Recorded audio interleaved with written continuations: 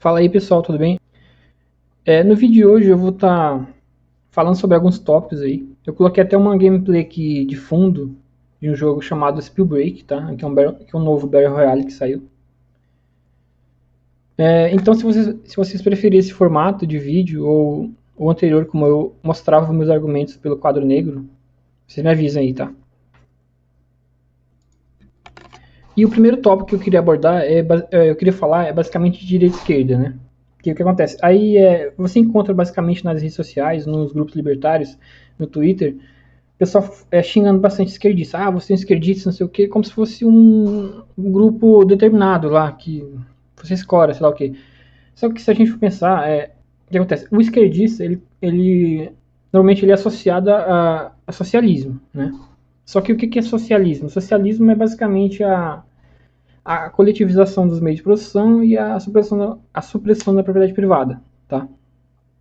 Só que o que acontece? Se a gente for pensar, todos os países do planeta, eles coletivizam os meios de produção, a propriedade, em algum nível, tá? Seja esse país mais liberal, mais minarquista, seja os países nórdicos, seja o que for.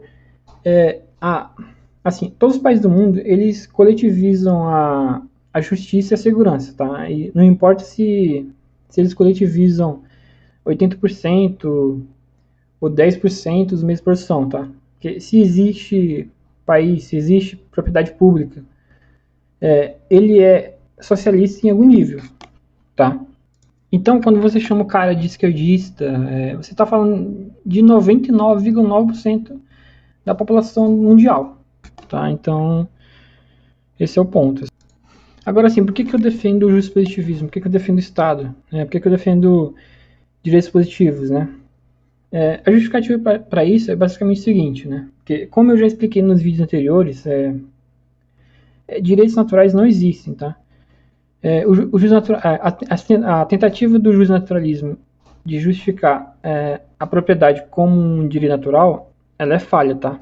Seja por meio da ética argumentativa, seja por meio do Homestead, seja por meio do objetivismo, todos os argumentos que foram utilizados pelo juiz naturalismo, eles são falácias naturalistas, tá?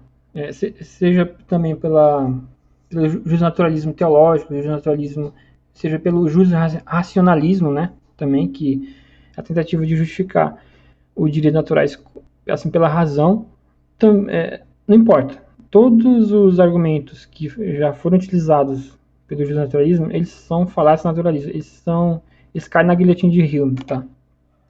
Eu já demonstrei isso em vídeos anteriores aí, mas quem tiver dúvida, ainda eu posso fazer um novo vídeo explicando com mais detalhes aí, tá? Mas o que acontece? Por que assim, se a gente for pensar, o que define o seu posicionamento político são as premissas que você acredita. O ponto de partida ele é o mais importante no seu posicionamento político, tá? Se você parte do pressuposto que propriedade é um direito natural, que propriedade é inerente ao ser humano, que você já nasce com o direito de propriedade, assim, você está coerente em dizer que o Estado é o agressor, que o Estado está te agredindo ao cobrar imposto e tudo mais, tá?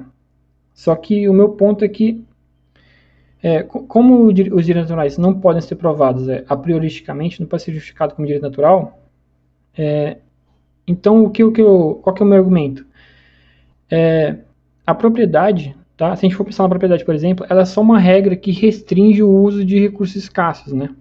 O que acontece? Se a gente tem uma caneta, por exemplo, onde a gente cria uma regra que só o indivíduo X vai ter acesso exclusivo a essa caneta, isso é propriedade, tá? Propriedade é só uma regra que restringe o uso de um recurso. Só que o que acontece? Essa regra, ela não pode ser algo natural. Ela não pode ser, você já não nasce com uma regra assim.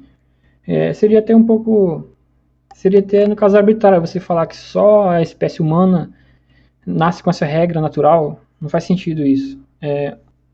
A minha justificativa para a propriedade, porque assim, eu não sou contra a propriedade, jamais. Eu só discordo da origem da propriedade, que eu estou falando que propriedade é um direito artificial que nós criamos para solucionar conflitos.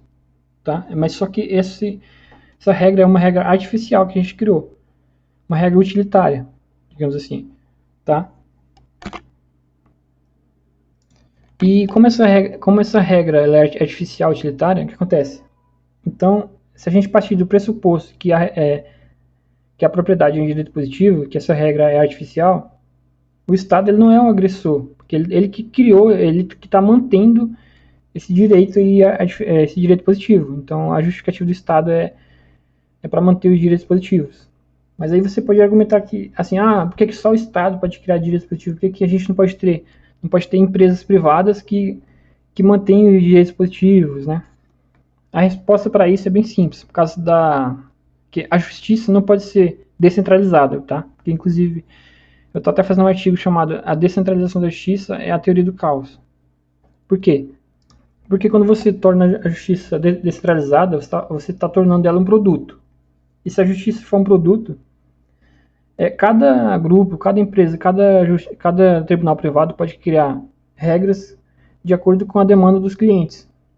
Por exemplo, se um grupo de feministas, por exemplo, achar que qualquer insulto é uma agressão, então tipo assim, você não vai ter como você impedir que empresas criem regras que atendam à demanda das feministas, que empresas privadas que atendam a demanda de grupos islâmicos aí, do Estado Islâmico, sei lá. Assim, tipo assim, a menos que você imponha isso à força. Você vai obrigar todas as empresas de segurança, os tribunais privados, a seguirem a regra que você acredita, que você disse que deve seguir as regras que o Hoppe falou, que o Hofbauer falou.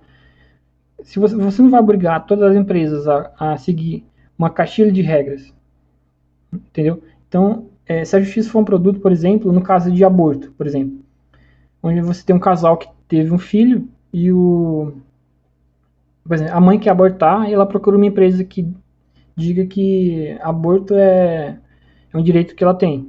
E aí o pai pode falar que vai recorrer à agência dele que aborto é um crime. E aí qual a decisão que vai prevalecer? Isso para vários tópicos aí.